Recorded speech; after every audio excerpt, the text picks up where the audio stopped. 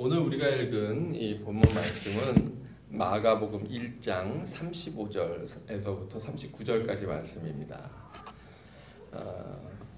근데 오늘 제목은 본문과 좀 생뚱맞아요. 네. 오늘 말씀의 제목이 뭡니까, 여러분? 네.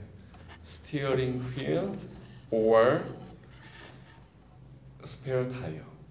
네. 우리말로 하자면 운전대 아니면 예비 타이어 이런 거죠. 네. 스티어링 휠 여러분 우리는 잘 모르는 분도 있을 텐데 우리는 왜냐면 핸들이라 그러잖아요. 핸들 운전대 핸들이라 그렇게 얘기하는데 여기에서는 그걸 스티어링 휠이라 그렇게 표현하죠. 예전에 코리 텐 붐이라고 하는 네덜란드의 여자분이 계십니다. 네덜란드의 여자분이 계세요. 근데 그분이 이런 이야기를 했어요. 어떤 얘기냐면 여러분 주보 표지를 오늘 보시면 거기에 이렇게 쓰여 있어요. Is prayer your steering wheel or spare tire? 제가 이렇게 긴장하는 이유는 제가 영어로 이야기할 때마다 저희 아이들이 좋게 얘기하면 코치고 아니면 집에 가서 핀잔을 해줍니다. 발음이 이상하다고. 여러분 그냥 이해하고 들으시기 바랍니다. 무슨 얘기냐면 여러분에게 있어서 여러분의 기도는 여러분의 인생을 이끌어가는 또 주님께로 향하는 운전대의 역할을 하고 있습니까? 아니면 막 내 맘대로 내 뜻대로 막 열심히 돌아다니다가 펑크가 펑 나가지고 차가 그 자리에 서서 오도 가도 못하게 될 그 상황이 되면 그제서 주님 도와주세요. 그리고 그제서 갈아 끼는 스페어 타이어입니까? 그 질문을 코리 텐 붐 여사라고 하는 분이 한 그러한 유명한 명언입니다. 코리 텐 붐 여사에 대해서 한번 나눌 기회가 있겠다 싶지만 이분은 네덜란드 사람인데 2차 세계대전 당시에 유대인들을 숨겨주고 도와줬다는 이유로 그 가족이 다 나치 형무소에 끌려가게 됩니다. 거기서 엄청나게 모진 정말 인간이 상상하지 못할 끔찍한 고통과 고문과 더구나 여자로서 정말 그 심각한 모욕들을 당합니다. 그 모진 고문 때문에 아버지도 형무소에서 죽고 사실은 이 코리 텐 붐 여사의 언니가 있었는데 그 언니의 신앙이 정말 좋았어요. 언니는 심지어 그곳에서 너무너무 괴로운 상황 속에서도 매일 하나님께 감사를 드렸어요. 어떤 거에도 감사를 드렸냐면 벼룩이 너무 심해가지고 도무지 몸이 가려워서 괴로워서 잠을 잘 수가 없는 그러한 상황이라 다들 그 형무소 안에서 사람들이 짜증과 불만과 건드리기만 하면 그냥 폭발할 것 같은 고슴도치와 같은 그런 상황인데 이 벼룩을 주신 하나님을 감사하는 거예요. 그래서 코리 텐 붐 여사가 언니 어떻게 벼룩을 준 하나님을 감사하냐고 그랬는데 놀랍게도 그 감방에는 그 간수들이 잘 안 찾아와요. 그래서 몰래 조용히 숨죽여서 예배를 드리는데 근데 희한하게 다른 데는 다 검사를 하고 이러면서도 이 감방에 잘 안 들어와요. 이 감방에는 일종의 거기에서 자유가 있는 거예요. 근데 왜 간수들이 안 들어오나 알아봤더니 여기만 들어오면 벼룩들이 달려들어가고 너무 괴로우니까 아예 들어가기도 싫어가지고 밖에서만 삐끔 보고 다 지나가고 삐끔 보고 지나가는 거예요. 그래서 깨달은 이야 이 상황에서도 감사를 했더니 그 감사를 하나님이 정말 은혜로 바꿔주시는 거예요. 이후에 구사일생으로 살게 됩니다.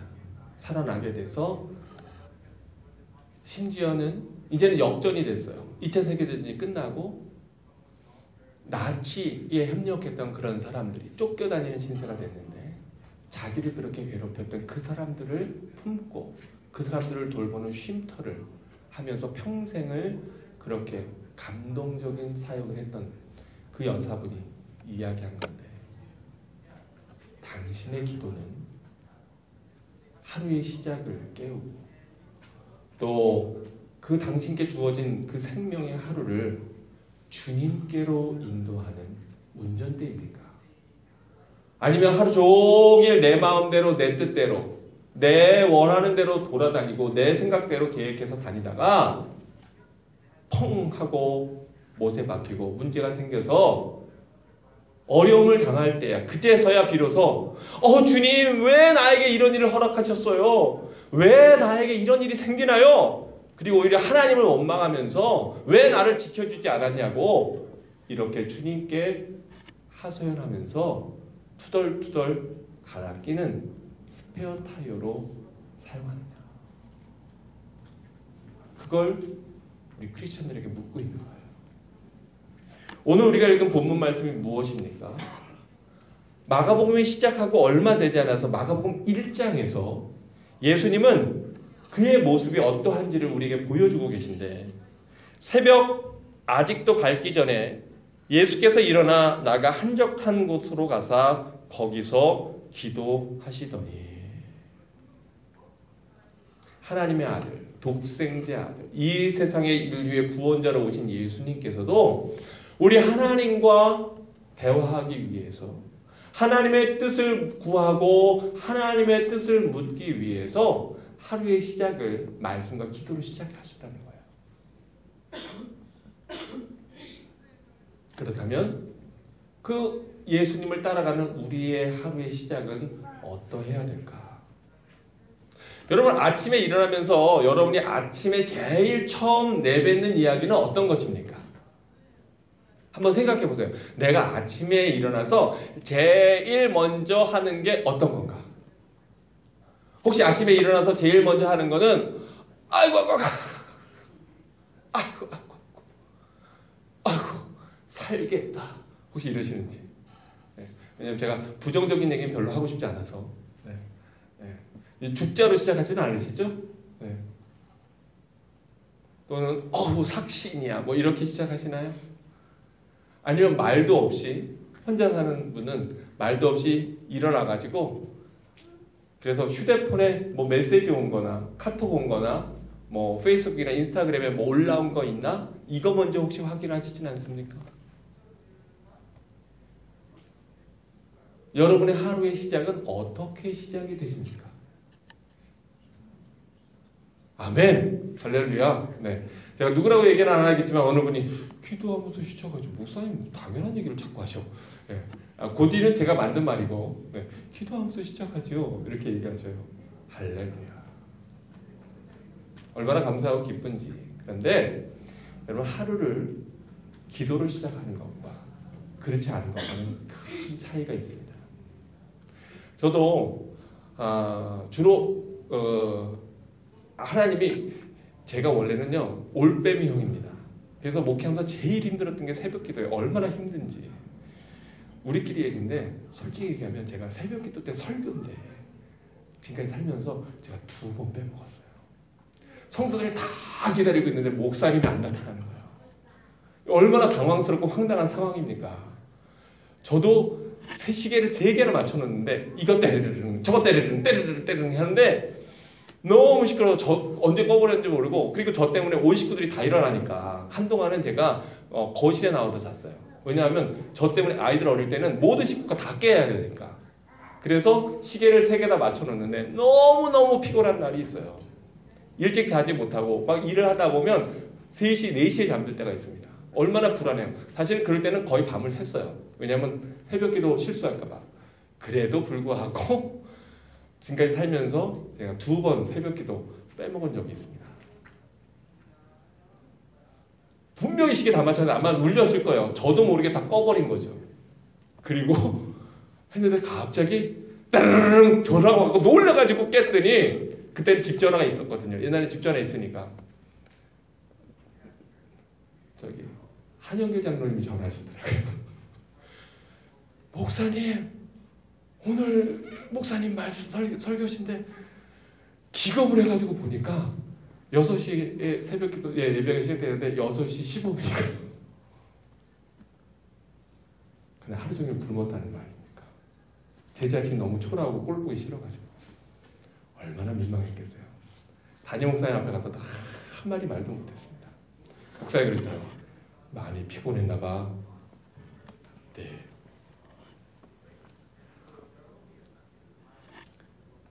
참 쉽지는 않았어요. 요즘엔 저희 새벽 기도가 따로 없으니까 저희 큐티로 하지 않습니까? 근데 이제 나이가 드니까 하나님이 꼭 밤에 한 번씩은 깨워주세요. 예, 화장실 가도록. 네.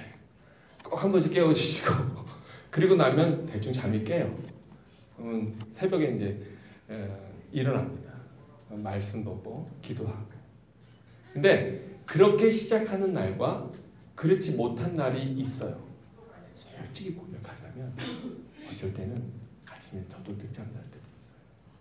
우리끼리 얘기합니다. 나가서 얘기하지 마세요. 그런 날은 허둥지둥. 일단 시작부터 허둥됩니다. 그리고 그날은 뭐가 이렇게 힘들어요. 자꾸. 왜 그럴까 생각해 보니까 하나님께 맡기지 못하고 내 힘과 내 노력과 내 지혜 가지고 무엇인가 해보려고 하니까 자꾸 일들이 꼬이고 어렵고 이런 피곤한 일들이 문제들이 생기는구나.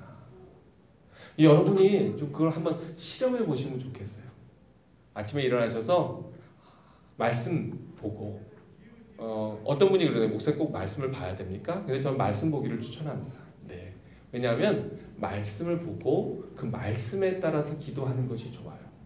그러지 않으면 말씀을 우리가 먹지 않고 그냥 기도하다 보면 그냥 내 생각되는 대로 그리고 맨날 똑같은 기도하기 쉽고 그리고 내가 아쉬운 거, 내가 원하는 거 이런 거 하기가 쉽습니다. 그렇기 때문에 여러분 아침에 일어나셔서 먼저 말씀 보고 그리고 하나님께 찬양하고 그리고 기도하면 많은 경우에 저도 목회에 많은 아이디어들을 그 시간에 하나님이 주세요. 아 그래 이런 부분이 있지. 아 이렇게 이 일들은 처리해야 되겠구나. 이번 수련회에서는 용서와 회복 이 주제를 가지고 진행을 해야 되겠구나. 이런 것들을 하나님이 깨닫게 하시는 은혜가 정말 아침에 풍성합니다. 그래서 우리 간절히 제가 바라기는 우리 사랑하는 성도들은 그렇게 주님의 말씀과 기도로 하루를 시작하면 좋겠다. 아니 예수님도 그러하실진데 우리가 무슨 아이들 말로 또 옛날 말로 통뼈라고 얼마나 담대하면 그러면 우리가 기도하지 않고 하루를 시작할까? 저는 그거 대단한 믿음이라고 생각해요. 저는 믿음이 작아서 그런지 몰라도 기도하고 하루를 시작하죠. 그런데 그 기도의 내용은 뭐가 되어야 될까? 핸들과 예비 타이어의 차이점이 있습니다. 핸들은 우리로 하여금 방향을 결정해 줍니다. 나아가는 방향을. 근데 예비 타이어는 그런 것이 아니에요. 저 뒤에 밀쳐뒀다가 문제가 생기면 그때서야 허둥지둥 우리가 찾아서 다시 장착하게 됩니다. 우리의 기도는 사실은 내가 갖고 있는 어떤 문제 해결을 위해서 주님께 드리는 것이 아닙니다. 우리 기도의 목적은 주님과의 교제에 있어요. 하나님과의 교제에 있어요. 그래서 하나님 나에게 말씀해 주옵소서. 이 예배를 통해서 하나님 오늘 예배를 통해서 나에게 말씀해 주옵소서. 하나님이 나에게 주시는 그 메시지를 듣고 내가 그 메시지에 따라서 오늘도 순종하며 살겠습니다. 라고 하는 것이 우리의 기도를 핸들로 바꾸는 작업입니다. 우리는 하루의 모든 것들을 다 결정하고 내 생각대로 내 뜻대로 돌아다니다가 하나님의 뜻을 끌어다가 하나님 이게 내 뜻인데요. 이거 되게 해주세요. 그리고 하나님이 그거 도와주지 않으면 낙심하고 그게 되면 기뻐하는 이러한 모습은 하나님 원하시는 모습이 아니라는 거예요. 먼저 하나님 앞에 물어야 됩니다. 제가 목회하면서 힘들고 어려운 게 속상한 게 뭐냐면 많은 경우에 교인들이요 이미 다 결정해 놓고 왔어요. 본인 생각은 다 있어. 그런데 왜 목사님한테 목사님 하고 상담하냐면 거기에 컨펌 받고 싶어요.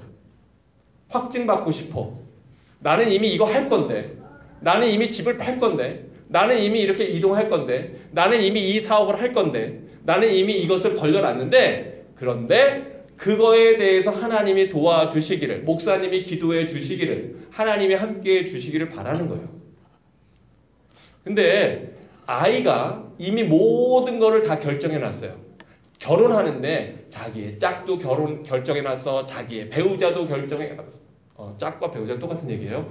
네, 자기의 배우자도 결정해놨어. 결혼식 날짜도 정해놨어. 결혼식 장소도 정해놨어. 다 결정해놓고 부모에게 옵니다. 아빠, 내가 결혼하기로 했어요. 야, 결혼이라니 무슨 소리냐? 제가 사귀는 사람이 있었어요. 그래서 제가 그 사람은 누군데요? 어느 날 언제 어디에서 결혼할 겁니다. 오실라면 오시고 마실라면 마세요. 뭐 그렇게 안 하겠지만 오세요. 여러분 받는 느낌이 어떠실 것 같아요? 야, 그렇구나. 야, 너 엄마 아빠 신경도 안 쓰게 정말 훌륭하다. 대단하다. 네가 이미 다 결정해놓고 모든 걸 완벽하게 다 해놓고 나는 그냥 그날 몸만 딸랑하고 축하해 그러고 오면 되는구나. 야, 기특하다. 그러실까요? 뭐 요즘에 쿨한 이 캐네디언 코리안 분들은 그러실지 모르지만 저는 제 자식이 그러면 굉장히 마음이 상할 겁니다. 왜요? 한번 상견례도 없이 상의도 없이 아무것도 없이 이미 다 결정해놨어. 그리고 통보해요. 그러면 마음이요 서운합니다. 무시당한 것 같아요. 야, 부모라면 나를 부모로 여긴다면 어떻게 이럴 수 있지? 목회자도 똑같습니다. 성도들 이미 다 결정해놨어요. 그리고 통보해요. 목사님, 우리 이렇게 하려고 합니다. 목사님 기도해 주세요. 제가 그 안에서 그 가정을 위해서는 그냥 축복해주는 기계예요. 축복해주지요.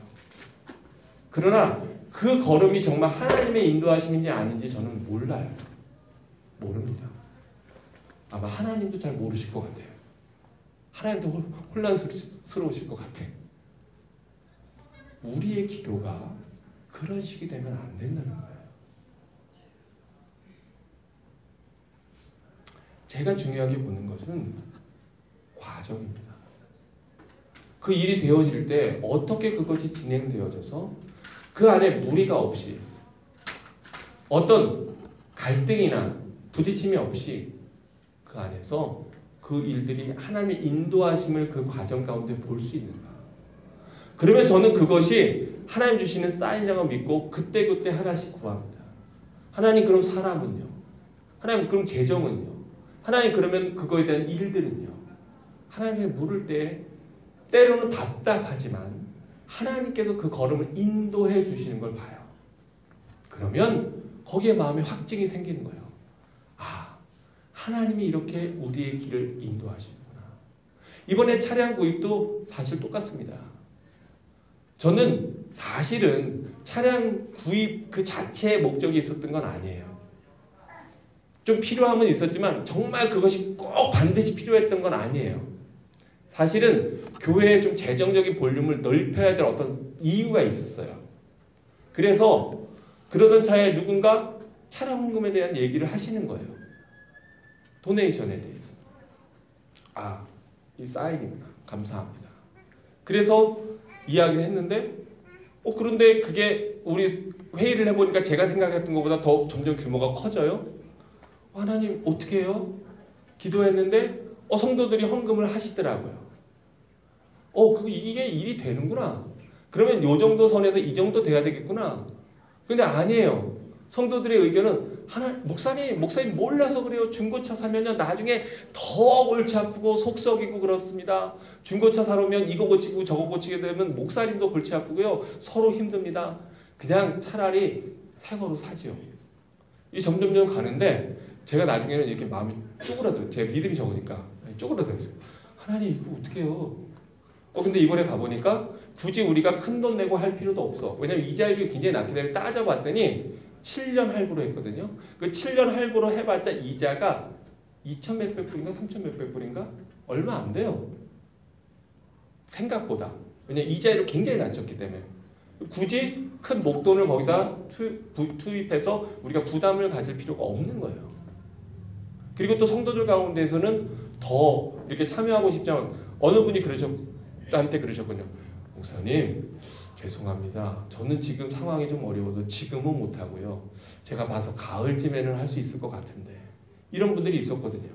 그래서 그거에도 우리가 할부로 이렇게 하니까 또 더 참여할 수 있는 여지들이 있는 것 같고, 이 모든 일들이 하나님이 인도해 주시는 거를 보니까 제가 그 안에서 이거 하나님이 주셨구나. 그리고 모든 성도들이 다 기쁨과 감사로 이걸 할 수 있구나.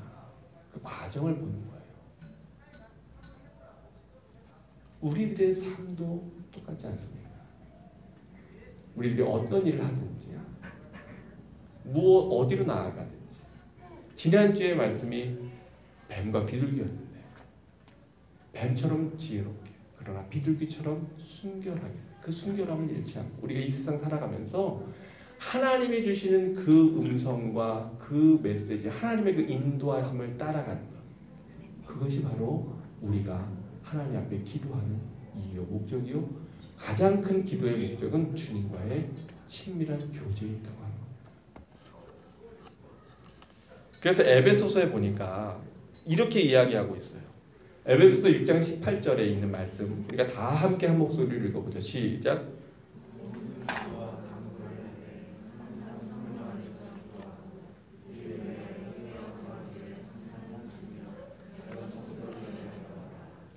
예, 그러면 우리가 어떻게 무엇을 기도해요? 모든 기도와 간구를 하되, 모든 일에 기도와 간구하라는 거예요. 사실 이 앞에는요, 하나님의 성령의 전신갑주에 대한 이야기가 나옵니다. 그리고 그거의 마무리 이야기가 바로 이거예요. 그 바로 앞에 성령의 말씀의 검 이야기를 하고, 그리고 모든 기도와 간구를 하되, 즉 이 세상에서 사단의 공격이 심한데 세상에 많은 위키디한 사람들이 우리를 공격하고 영적으로 넘어뜨리려고 하는데, 이런 것들을 이겨내려면 모든 기도와 간구를 하되, 항상 무엇 안에서 기도해요? 성령 안에서 기도하라. 성령의 인도하신 가운데 기도. 제가 말씀을 보고서 기도하라고 그러잖아요. 왜냐하면 그 말씀을 통해서 성령의 인도하심을 우리가 바라보는 거예요. 내 뜻과 내 생각대로 하나 이거 주세요, 저거 주세요. 마치 자판기처럼, 기도 자판기처럼 이거 누르면 이거 나오고 저거 누르면 저거 나오는 그런 거 아니고, 주님 앞에 성령 안에서 기도하고, 이를 위하여 깨어 구하기를 어떻게 하랍니까? 항상 힘쓰며, 또 뭘 위해서 기도하래요? 나만 위해서 기도할 것이 아니라 여러 성도들을 위해서 기도하라. 그것이 교회 공동체의 사명이요 할 일이라고 하는 겁니다. 그러면서 기도하는데 염려하면 돼요, 안 돼요? 안 돼요. 왜냐하면 염려라는 건 이미 그것이 뭐예요? 불신앙이에요. 기도는 하나님께 맡기는 일인데, 그 일을 맡기는 것인데, 맡겼다고 하면서 염려하는 건 믿지 않는 겁니다. 그런 기도는 이루어질까요? 안 이루어질까요? 안 이루어져요. 두 마음을 품은 자다, 성경은 그렇게 이야기하고 있어요. 그래서 우리가 저 학가다 말씀으로 저는 오늘 이걸 택했는데, 아무것도 염려하지 말고, 우리 한번 외우는 분들 많을 텐데 한번 외워볼까요? 시작. 아무것도 염려하지 말고 오직 모든 일에 기도와 간구로 너희 구할 것을 감사함으로 하나님께 구하라. 그러면 모든 지각에 뛰어나신 우리 하나님께서 예수 그리스도의 평강 가운데 우리의 마음과 생각을 지키시리라. 염려하면서 기도하는 건 참된 기도가 아니라는 거예요. 하나님을 맡겼는데 왜 염려합니까? 내 안에 염려가 있다면 그러면 어떻게 해야 돼요? 기도했는데 염려가 있어요? 어떻게 하죠? 또 기도해야지. 다 못 맡긴 거예요. 내가 짐이 100kg가 있었는데 내 안에 기도했다고 하는데 염려해. 그러면 절반밖에 안 맡긴 거예요, 주님 앞에. 나머지도 맡겨야 되는 거예요. 그래서 내 마음에 평강이 올 때까지 기도하는 거예요. 내 마음에 평화가 올 때까지. 이것을 온전히 주님께 맡겨들었다고 생각할 때까지. 그때까지 쉬지 않고 항상 기도하는 것이 우리가 해야 될 일이라고 하는 겁니다. 그런가 하면 골로새서 4장 2절에는 뭐라고 말씀하고 있죠? 시작. 네, 지금 여기 메시지 가운데 계속해서 나오는 게 뭐냐면 항상 기도해라. 늘 기도해라. 그러면서 감사가 계속해서 반복해서 나오고 있는 거예요. 또 우리가 너무너무 잘 아는 말씀 데살로니가전서 5장 16절 17절에는 뭐라고 되어 있습니까? 항상 기뻐하라. 쉬지 말고 기도하라. 그리고 잘 아는 대로 범사에 감사하라. 이게 3종 세트인 거예요. 항상 기뻐해라. 근데 어떻게 기뻐할 수 있어요? 문제가 있는데 어떻게 기뻐해요? 어려움이 있는데 어떻게 기뻐해요? 재정적인 어려움이 있고 건강에 어려움이 있고 앞으로 진로에 대한 어려움이 있는데 어떻게 기뻐해요? 기뻐하기 어려우니까 뭐 하라는 거예요? 기도하라는 거예요. 그 문제를, 그 아픔을, 그 고통을, 그 어려움을 주님께 맡기라는 거예요. 그리고 맡겼으니까 나는 지금 어떻게 할 수 있어요? 감사할 수 있어요. 우리 아버지가 우리에게 그걸 원하시는 거예요. 어떤 분들은 이렇게 오해해요. 아, 그러니까 그러면 그렇게 기도하고 나서 나는 그냥 펑펑 놀면 되는구나? 기도 다 했으니까. 그런가요? 아닙니다. 성경에 뭐라고 얘기를 했습니까? 네, 구하고 찾고 두드리라고 그랬지 그냥 내버려둬라 하나님을 맡겼으니까 오케이. 아닙니다. 나는 내 할 일을 하고 하나님은 하나님의 일을 하시는 거예요. 그래서 벌써 거의 2000년 전 초대 교부인 어거스틴은 뭐라고 얘기하냐면 이렇게 얘기했습니다. 모든 것이 하나님께 달려있는 것처럼 기도하고 모든 것이 당신에게 달려있는 것처럼 일하라. 여러분 그 말의 의미를 아시겠어요? 모든 것이 하나님께 달려있는 것처럼 간절히 기도하고 하나님이 도와주셔야 됩니다. 하나님이 인도해 주셔야 됩니다. 하나님이 함께 하시지 않으면 저는 한 걸음도 나아갈 수 없습니다. 그렇게 하나님 앞에 간절히 기도하되 그러나 기도했으니까 나는 땡! 그것이 아니고 그렇게 기도하지만 그러나 또한 모든 것이 나에게 달려있는 것처럼 최선을 다해서 조사하고 확인하고 그리고 내가 할 수 있는 열심을 내어서 그 일에 대해서 충실히 내 역할을 감당하는 거예요. 그것이 하나님이 우리에게 원하시는 거예요. 엄마 나 걸음마 해야 돼요. 엄마가 나 손 붙잡아줘요. 그리고 엄마 보고 손 붙잡아달라고 자기는 걷지도 않으면 걸음마 걔 배웁니까? 못 배웁니까? 못 배워요. 엄마 나 자전거 타고 싶어요. 엄마가 뒤에서 맨날 붙잡고 뛰어다녀주세요. 언제까지 그걸 할 겁니까? 자기가 페달을 밟아야 돼요? 안 밟아야 돼요? 밟아야 돼요. 할 때 하나님께서 뒤에서 붙잡아 주시는 거예요. 아이는 두려움 가운데 그 페달을 밟고 이거 넘어질까 안 넘어질까 걱정되지만 그러나 내 뒤에 엄마 아빠가 그것을 꽉 붙잡고 우리 아이 다칠까 잡고 뛰어가 주기 때문에 그게 넘어가지 않는 거예요. 그렇게 연습하다 보면 혼자 자전거를 배우는 거예요. 그러면 나중에는 그 뒤에 내 사랑하는 사람도 태울 수 있고 내 아이들도 태울 수 있고 나 혼자만 어쩌지 못해서 나 혼자만의 믿음도 어쩌지 못해서 이리저리 헤매는 사람이 아니라 누군가를 섬기고 누군가를 도와주고 누군가를 태워줄 수 있는 장성한 분량에까지 자라는 것 그것이 우리가 나아가야 되는 모습이고 방향이라고 하는 겁니다. 기도 몰라서 못합니까? 이런 거 못 들어봤습니까? 믿지 않기 때문에 기도하지 않는 겁니다. 기도해봤자 소용없어. 옛날에 해봤는데 다 소용없더라. 나 그때 얼마나 간절히 기도했는지 몰라. 근데 아무 변화도 없던 걸 실망해서 안 하는 경우가 훨씬 많아요. 또 여러분 우리가 TV 볼 때는 기도할 필요가 있어요? 없어요? 없어요. 열심히 재미있게 웹서핑하는데 뭐 기도할 게 뭐가 있습니까? 아무것도 없어요. 엄마가 차려준 밥 나올 건데 뭘 기도할 게 뭐가 있어요? 없어요. 우리가 그저 일상생활을 살아간다면 내가 어저께 살아왔던 그 모습으로 그대로 살아간다면 기도할 필요 없습니다. 그런데 내가 하나님을 위해서 뭔가 사명을 맡게 된다면 기도하게 하게 됩니다.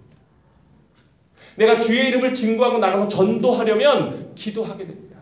내가 어느 가정을 우리 교회로 인도하고 복음을 증거하고 그 가정의 상심된 마음을 회복시키고자 하면 기도하게 됩니다. 내가 엄마가 되면 자녀를 위해서 기도하게 됩니다. 내가 사업을 시작하면 그것 위해서 하나님 앞에 기도하게 됩니다. 내가 하나님 앞에 거룩한 소명을 받고 그것을 위해서 주의를 위해 살고자 한다면 십자가를 지게 되면 그러면 기도하게 됩니다. 왜냐하면 기도하지 않으면 단 하루도 버틸 수 없으니까. 제가 좋아하는 찬양 가운데 이런 찬양이 있어요. 짐이 무거우냐 홀로 지고 가기에 험한 데로 갈까 두렵지는 않느냐 온갖 일에 매여 고달프지 않느냐 주가 도우시리 주께 기도하며 우리 이 시간에는요 우리가 한번 정말 하나님 앞에 하나님 제가 지금까지 잘못 기도했습니다. 제가 하나님 잊고 살았습니다. 그저 내가 다 일 벌려놓고 하나님 왜 뒷감당 안 해주냐고 하나님을 원망했습니다. 그러나 이제는 삶의 방향과 태도를 바꿔보려고 합니다. 주님, 내 짐을 져 주옵소서. 함께 찬양하며 기도하는 사람 함께 원합니다.